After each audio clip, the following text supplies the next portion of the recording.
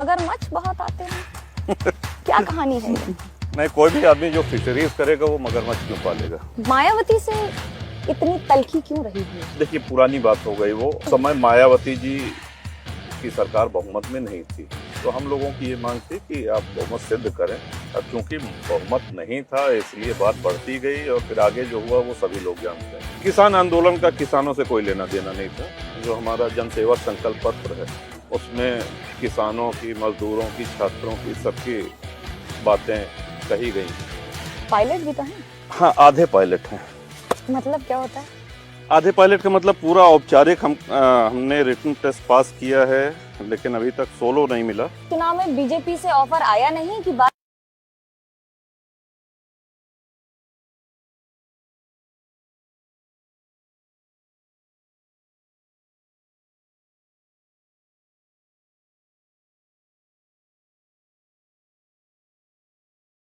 इसका फैसला करने में सबसे बड़ी भूमिका राजा भैया की रही है। सरकारी दस्तावेजों में तो इन्हें रघुराज प्रताप सिंह कहते हैं, लेकिन कुंडा की जनता प्यार से राजा भैया कहती है।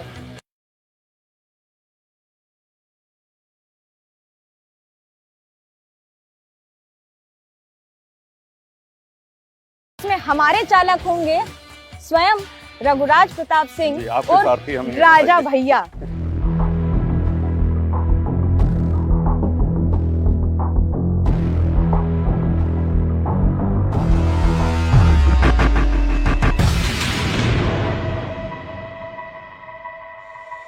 पिछले 3 दशकों में उन्होंने उत्तर प्रदेश की राजनीति में कई सारी भूमिकाएं निभाई हैं। कभी सरकार बनाई है तो कभी सरकार गिराने में भी उतनी ही बड़ी भूमिका निभाई है। लेकिन आज हमारे साथ सारथी की भूमिका में है राजा भैया। इस समय उत्तर प्रदेश की सरकार में भी क्या हम ये कहें कि ये भूमिका कायम रहेगी?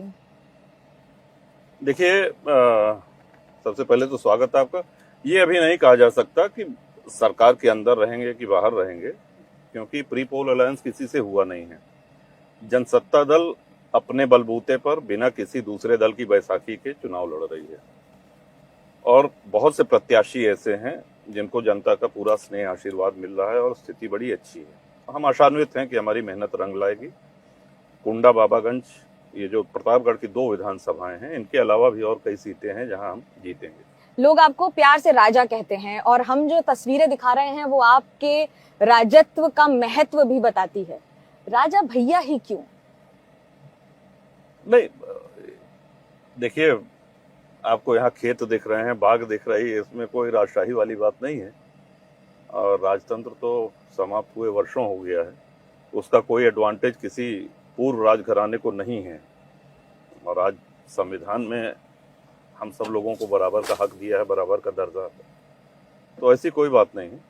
और राजनीति में सफलता कड़ी मेहनत ही एकमात्र रास्ता है जिसके द्वारा प्राप्त की जा सकती है। मेहनत आपने बहुत की है, लेकिन एक दिलचस्प आंकड़ा ये भी है कि 1993 से लेकर अब तक लगभग हर सरकार में, मायावती की सरकार छोड़ दें और योगी आदित्यनाथ की सरकार, तो इस सरकार में वो भूमिका क्यों नहीं मिली? क्योंकि मंत्री पद लगभग आपको हर सरकार में मिला है, समाजवादी पार्टी हो या फिर राजनाथ सिंह में बीजेपी की सरकार हो।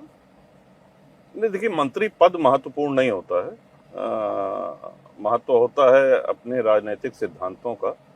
और हर सरकार में नहीं हुआ। 93 से 96 नेताजी रहे, उसमें भी हम नहीं रहे मंत्री। 4 बार मायावती जी रहे, उसमें भी नहीं रहे। तो मंत्री पद उतना महत्वपूर्ण नहीं है। सबसे महत्व की बात है कि क्षेत्रवासियों का, अपने मतदाताओं का विश्वास अर्जन और हर बार बढ़े हुए मतों से जीतना, तो ये हम अपनी सबसे बड़ी उपलब्धि मानते हैं। इस पर मैं आती भी, क्योंकि 1 लाख से ज्यादा वोट से आप लगातार जीते हैं, निर्दलीय जीते हैं। तो इस बार जनसत्ता दल लोकतांत्रिक को बनाने की जरूरत क्या पड़ गई? 25 साल निर्दलीय जीतने के बाद सभी से राय ली गई कि आगे क्या किया जाए।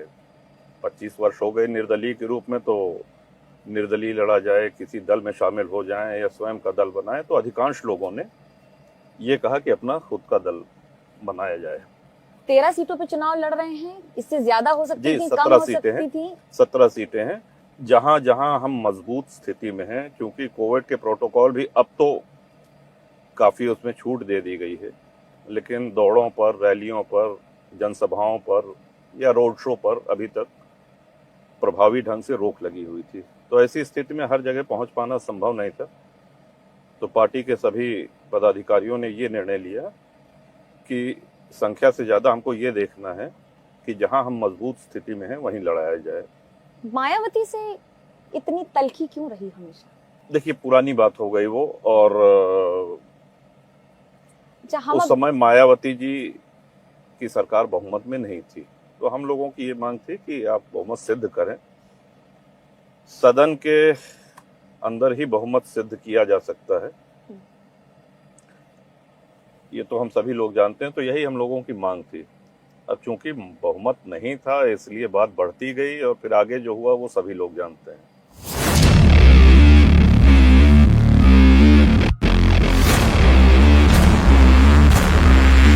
अब हम पहुंच गए हैं उस तालाब पर जिसकी कई सारी कहानियां, किंवदंतियां सुनी गई हैं।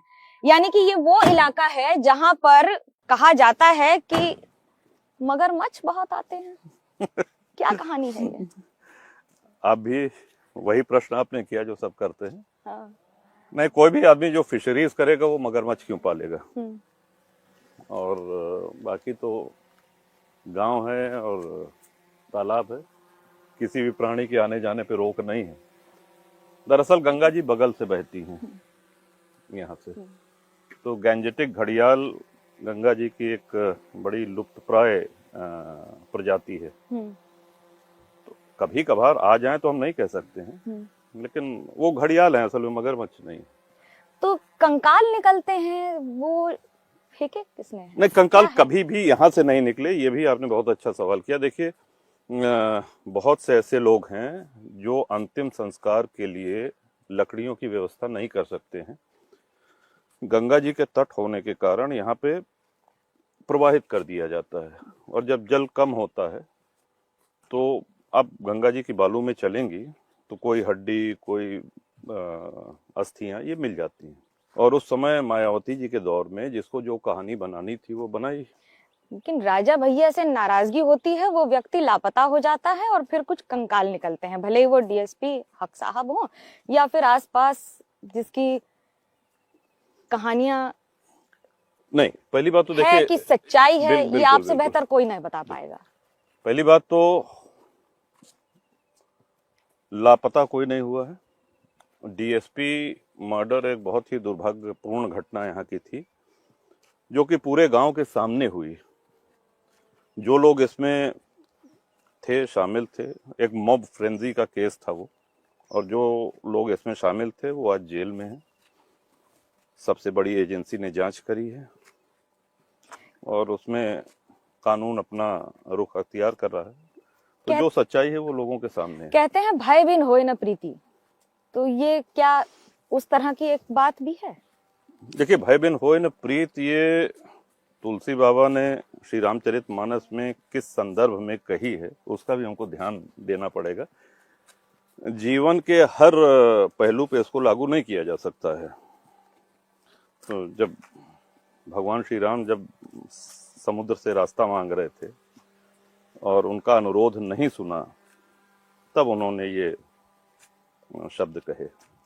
घुड़सवारी जी, रिवॉल्वर, गोली चलाने से लेकर सबसे ज्यादा और सबसे बढ़िया शौक कौन सा है?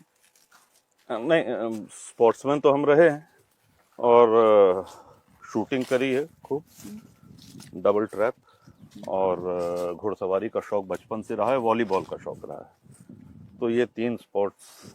अभी फिटनेस में भी उसी को लागू करते हैं या अरे सिर्फ? अब कहाँ समय मिल पाता है, अब समय नहीं मिल पाता है खेलने का, नियमित खेलने का। लेकिन हाँ, कभी समय मिला तो चूकते नहीं।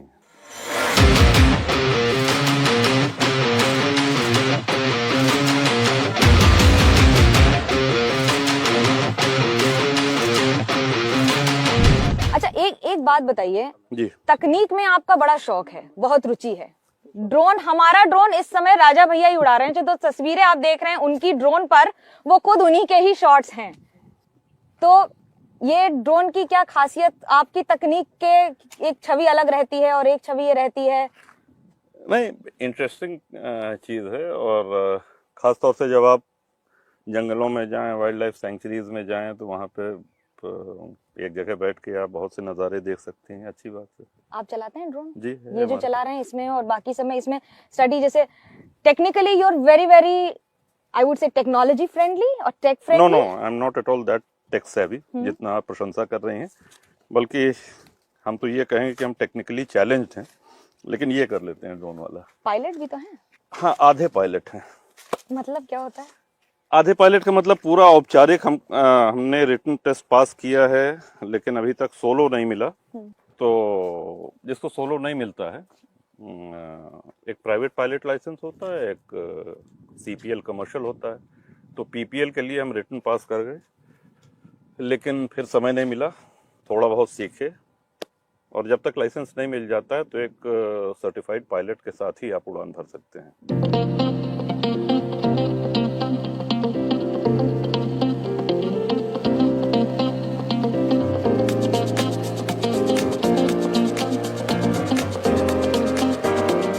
राजा भैया के विरोधी भी यही कहते हैं कि राजा भैया अपने आप को राजा समझते हैं और एक पैरेलल सरकार चलाते हैं कुंडा में। क्या कहेंगे आप? नहीं, विरोधी आपने शब्द इस्तेमाल किया, तो विरोधी जो भी कहेगा वो अच्छा तो नहीं कहेगा, क्योंकि वो एक धारणा उसकी बन चुकी है। लेकिन हमारे साथ ऐसी कोई समस्या नहीं है कि अपने को राजा माने या ऐसा कुछ माने।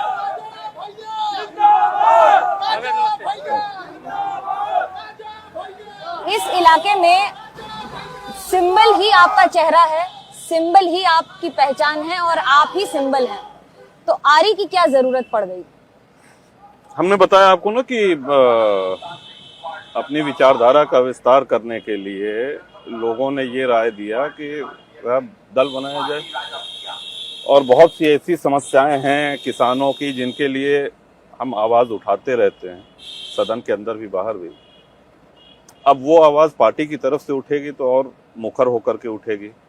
देखिए, किसानों की समस्या जो आप लोग टीवी पे दिखाती हैं या जो देश जानता है, उनके अलावा भी बहुत सी समस्याएं हैं। जब भी किसान आंदोलन से संबंधित कोई चीजें दिखाई जाती हैं तो सदैव पश्चिमी उत्तर प्रदेश और गन्ना किसानों की बात होती है। हमारा ये क्षेत्र अवध, पूर्वांचल, बुंदेलखंड, जहाँ लघु सीमांत कृषक हैं, इनकी चर्चा नहीं होती है। छोटी छोटी समस्याएं हैं, जैसे समय पे डीएपी, समय पे यूरिया मिल जाना, बिजली सिंचाई के लिए और थ्रेशिंग के लिए, और सबसे महत्वपूर्ण है, देखिए, जो किसान आंदोलन में एक बिंदु आया कि साहब एमएसपी खत्म कर देगी ये सरकार, ये पूरी तरह से गलत है। कोई भी सरकार हो, एमएसपी नहीं खत्म हो सकती। हाँ, लेकिन एमएसपी में समस्या ये है कि जैसे एक बीघे में, यहाँ पे बड़ा बीघा होता है हमारे यहाँ, एक बीघे में 15 क्विंटल से लेके 18 क्विंटल तक धान उपज होती है, लेकिन क्रय केंद्र पे खरीद सिर्फ सपा सरकार में 6 क्विंटल की होती थी, और अब भाजपा सरकार में 10 क्विंटल की खरीद हो रही है। ये कहीं लिखा पढ़ी में नहीं मिलेगा आपको, लेकिन निर्देशित कर दिया गया है कि प्रति बीघा खतौनी जब किसान दिखाएगा तो इससे अधिक खरीद नहीं होनी है। यानी कि अगर किसी ने 18 क्विंटल पैदा किया है तो 10 क्विंटल का तो उसको दाम मिल रहा है, बाकी वो पौने पौने दाम पे बेचने पे मजबूर है। तो जो भी फसल हो, पूरी एमएसपी पे खरीदी जाए, क्रय केंद्र पे खरीदी जाए, हमारी शुरू से ही मांग रही है। किसान आंदोलन को कैसे देखते हैं? किसान आंदोलन का किसानों से कोई लेना देना नहीं था। कम से कम उत्तर प्रदेश में जो बड़ा भूभाग ये है, बुंदेलखंड है, अवध है और पूर्वांचल है, आपने देखा होगा कि यहाँ के किसान अपनी खेती कर रहे थे। उस आंदोलन से कोई भी किसान प्रभावित नहीं था। 25 नवंबर को आपने जाकर नेताजी मुलायम सिंह यादव से मुलाकात की और कहा कि उनको बिलेटेड हैप्पी बर्थडे बोलने गए थे जी। 28 नवंबर को आप ही के इलाके में, प्रतापगढ़ जिले में आकर अखिलेश यादव ने पूछा कौन है ये? जी हाँ। कैसा लगा आपको? नहीं, उनके कद के नेता से ये उम्मीद तो नहीं थी कि ऐसा कहेंगे, और जिन भी पत्रकार ने ये प्रश्न किया कि क्या आप उनके दल से गठबंधन कर रहे हैं कि नहीं करना है, तो साफ कह दीजिए कि नहीं हो रहा है, और हमारी तरफ से तो कभी कोई प्रयास भी नहीं हुआ कि हम गठबंधन करें। और राजनीति में, सार्वजनिक जीवन में पत्रकार चुभते हुए सवाल पूछेंगे ही, ये आप भी जानती हैं। चुभ गया और क्या ये सवाल? सवाल पे क्रोधित हो जाना या इरिटेट हो जाना ये तो शुभ लक्षण नहीं है। राजा भैया को गुस्सा कब आता है? नहीं, देखिए, हम भी आपकी तरह, सभी की तरह एक सामान्य इंसान हैं। सभी के जिंदगी में ऐसे मौके, ऐसे समय आते हैं कि गुस्सा आता है, लेकिन उसको नियंत्रित करना, अपने क्रोध पे नियंत्रण रखना, ये प्रयास करते हैं। इस चुनाव में बीजेपी से ऑफर आया नहीं कि बात बनी नहीं या बनाई नहीं गई? नहीं, ना ऑफर आया, ना हमने प्रयास किया, ना हमारा कोई ऐसा प्रस्ताव था।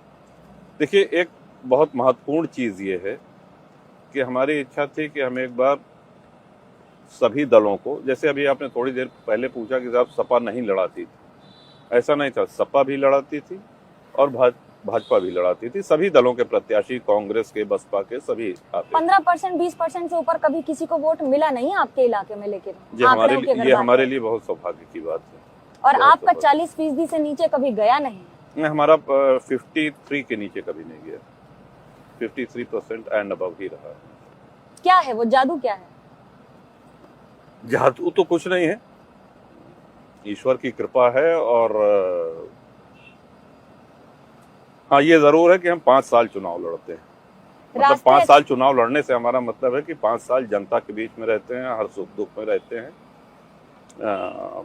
प्राथमिकता जहां भी जरा भी दो दिन का भी टाइम मिला, तो 2 दिन का समय मिला, तो क्षेत्र में ही रहना पसंद करते हैं। ये पहला मौका है जब आपके बच्चे, बेटे भी घर घर गए हैं कैंपेन करने के लिए। ये क्या अगली पीढ़ी को राजनीति में लाने का प्रयास है? दरअसल घर घर नहीं गए थे। कोविड के कारण स्कूल बंद था, तो घूम रहे थे यहीं पे। तो कोई प्रचार टीम जाती तो उसके साथ गाड़ी पे बैठ लेते, अपना चले जाते थे। अब स्कूल खुल गए हैं तो फिर वापस गए। राजा भैया तो लोकसभा चुनाव नहीं लड़ते, लेकिन उनकी पार्टी लड़ती है, तो राजा भैया क्यों नहीं लड़ते हैं लोकसभा का चुनाव? नहीं, अभी तक तो प्रदेश की राजनीति में ही हमारी रुचि ज्यादा रही है, और दिल्ली जाने की अभी कभी सोचा नहीं है सर। इस बार मोदी सरकार और बाकी सरकार में क्या अंतर देखते हैं? देखिए, हर सरकार अपनी उपलब्धियां गिनाती है, बढ़ चढ़ करके गिनाती है, लेकिन उत्तर प्रदेश की अगर बात करें तो आपने देखा होगा जब डिबेट्स होते हैं, जो भी सरकार या जो भी विपक्ष रहता है वो सिर्फ कमियां निकालने में ही अपना पूरा समय लगाता है। तो ना इतने अच्छे काम किसी सरकार ने किए होते हैं, ना इतने बुरे काम किसी ने किए होते हैं जितना एक दूसरे को बताते हैं। हमारे विचार से देखिए, सड़क, बिजली, पानी, स्वास्थ्य, शिक्षा, ये सब अनिवार्य चीजें हैं, होनी ही चाहिए, और इन्हीं के इर्द गिर्द हमारा पूरा विकास का ढांचा घूमता है। विकास हुआ है, नहीं हुआ है, लेकिन इसके साथ साथ जनप्रतिनिधि की उपलब्धता, ये ऐसा विषय है जो शायद मीडिया वाले इसको भूल जाते हैं या उठाते नहीं हैं। अक्सर आप देखिए, प्रत्याशी का क्या व्यवहार है चुनाव के पहले और चुनाव के बाद, चुनाव जीतने के बाद उसका व्यवहार कैसे बदलता है, ये बात लोगों को बहुत अखरती है। अब इसका विकास से कोई लेना देना नहीं है, लेकिन व्यक्तिगत व्यवहार अगर परिवर्तन हुआ तो मतदाताओं में बड़ा खराब संदेश जाता है, लोग इसको पसंद नहीं करते हैं। दूसरा, जब भी क्षेत्र की जनता को आवश्यकता पड़े, बहुत से ऐसे काम होते हैं कि उनको अपने विधायक की सहायता की जरूरत पड़ती है, आवश्यकता पड़ती है। उस समय विधायक उपलब्ध रहे और उनको लगे कि हाँ, सच्चे मन से इसने हमारा साथ दिया या हमारी मदद करने का प्रयास किया, तो ये एक अलग विषय। अब उनको जरूरत है, विधायक जी कहीं संपर्क में नहीं आ रहे हैं या बाहर हैं, तो ये सब वो चीजें हैं जो बहुत ही महत्वपूर्ण भूमिका चुनाव में निभाती हैं। कई ऐसे प्रत्याशी हैं जो जातीय समीकरण न होने के बावजूद लगातार जीतते चले आ रहे हैं। बहुत से ऐसे प्रत्याशी हैं जातीय गणित जिनके पक्ष में है, एक चुनाव जीत गए, दोबारा नहीं जीते। जातीय गणित पर आते हुए जी, ये कहा जाता है कि योगी सरकार में ठाकुरों का बड़ा बोलबाला है, उनकी दबंगई चमकी है। ये शब्दावली को कैसे देखते हैं? नहीं, हम इसको नहीं मानते हैं, बल्कि हम तो ये कहेंगे कि क्षत्रियों को एक ये अफसोस है कि अब ये कहा जाता है ऐसा, लेकिन दरअसल ऐसा नहीं है कि कोई आउट ऑफ द वे उनको कोई फेवर कर रहा हो। ऐसा हमको देखने में तो नहीं लगा इन 5 वर्षों में। मुलायम सिंह यादव, अखिलेश यादव, किसकी सरकार बेहतर काम कर रही थी? आप सरकार की बात कर रही हैं या व्यक्तिगत नेता दोनों, की बात कर रही दोनों। हैं? देखिए, नेताजी आप किसी से भी पूछिएगा और अगर दोनों की तुलना करी जाए तो नेताजी को ज्यादा अंक मिलेंगे। और पार्टी की दल के बाहर भी उनकी जो उनका जो सम्मान है या लोग मानते हैं उनको, तो उस मामले में भी नेताजी का कोई जोड़ नहीं है। भले कोई समाजवादी पार्टी में ना हो, लेकिन वो सम्मान करता है नेताजी को। योगी सरकार को 10 में से कितने नंबर देंगे और क्यों? देखिए, नहीं। ये प्रश्न कोई ऐसा नहीं है कि हम नंबर देने वाले हम कौन होते हैं, लेकिन हाँ,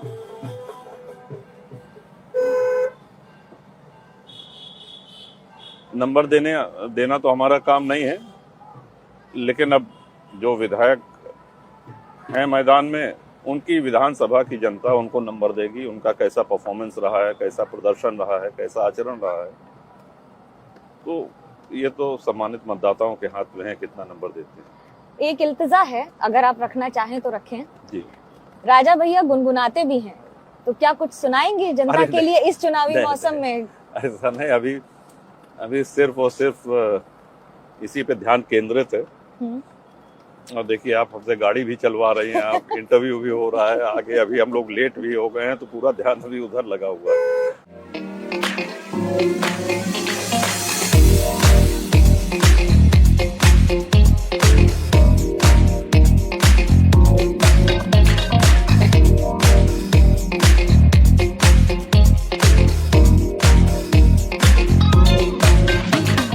बेटी के घराने से, रजवाड़े से, घर से, किले से, विधानसभा तक का सफर और इस तरह से एक राजनीतिक दल बनाने की बात, कैसे देखते हैं इसको, क्या कहेंगे? लखनऊ विश्वविद्यालय में स्नातक की शिक्षा पूर्ण करने के बाद घर आए और हमारे मन में ये स्पष्ट था कि हमको गांव में ही रहना है, कहीं शहर नहीं जाना है, और अगर कहीं नौकरी करनी भी है तो सिर्फ सेना में।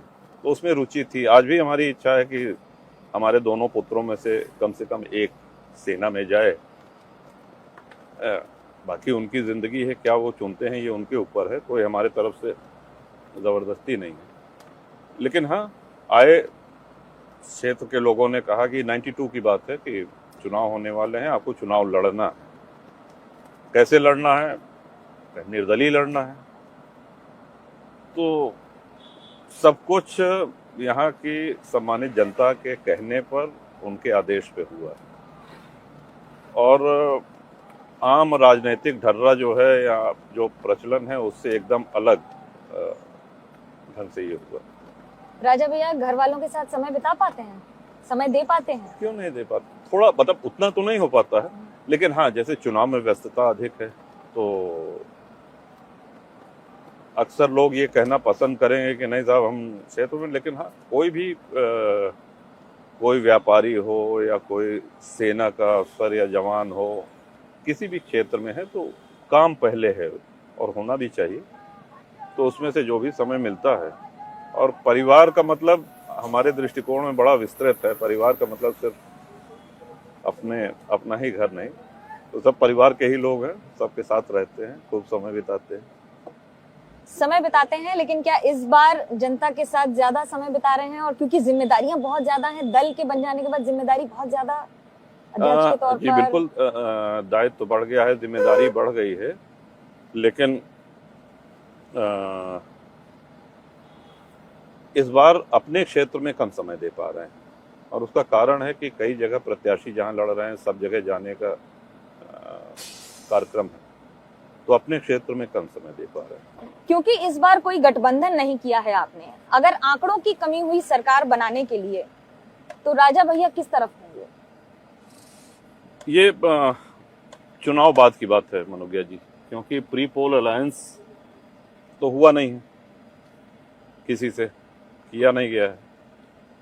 बाद में सभी समर्थकों से, पार्टी से राय लेकर के फिर कोई अगर ऐसी स्थिति आती है तो निर्णय लिया जाएगा। कुछ चरणों का चुनाव हो चुका है, जी। आपको हवा किस तरफ बहती दिख रही है? अब हम तो अपने चुनाव में व्यस्त हैं और अपने दल के, और इस बेल्ट में अभी चुनाव हुआ नहीं। आप ही लोग को ज्यादा जानकारी है, आप ही लोग से हम पूछते रहते हैं। तो वो कौन से 3 मुद्दे होंगे जिसको लेकर राजा भैया इस बार पार्टी के साथ, आरी के साथ उतर रहे हैं मैदान में?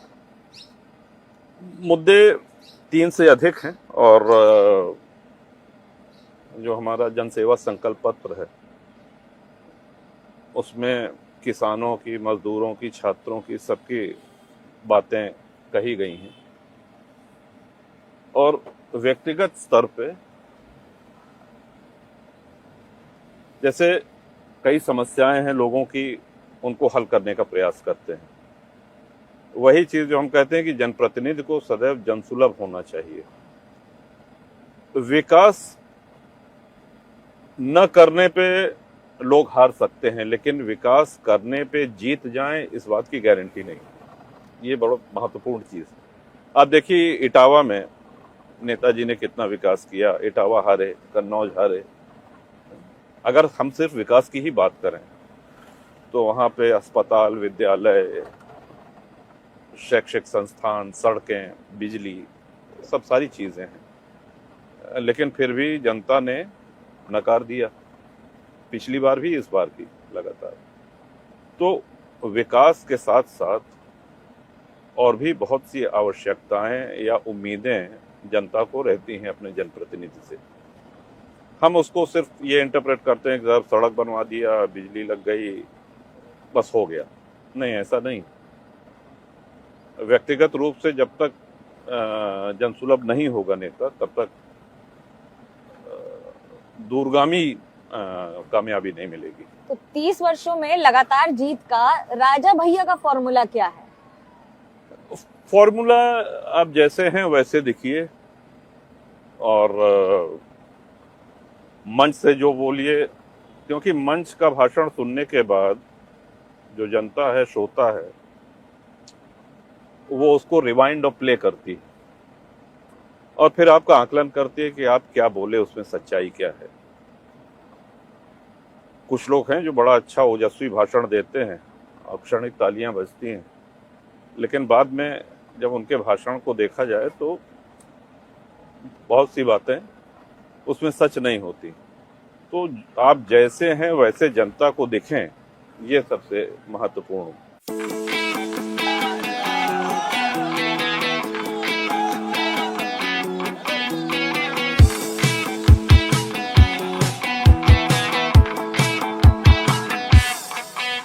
ये जो स्मारक है, हमारे 11 पूर्वज यहाँ पे वीर गति को प्राप्त हुए थे नवाब ऑफ अवध से लड़ते समय।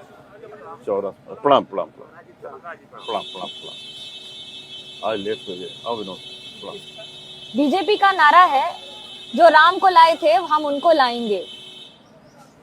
राम के आधार पर ही चुनाव फिर एक बार? नहीं, ऐसा नहीं। हमारे ख्याल से जनता की और भी उम्मीदें रहती हैं। राजा भैया, हमारे साथ जुड़ने के लिए और इस सफर पर हमारा सारथी बनने के लिए धन्यवाद। इसके आगे अब आपकी चुनाव यात्रा शुरू होगी। देखिए, आपको बता दें कि ये बड़ी दिलचस्प सफर की, यहाँ पर तो भले ही इसे हम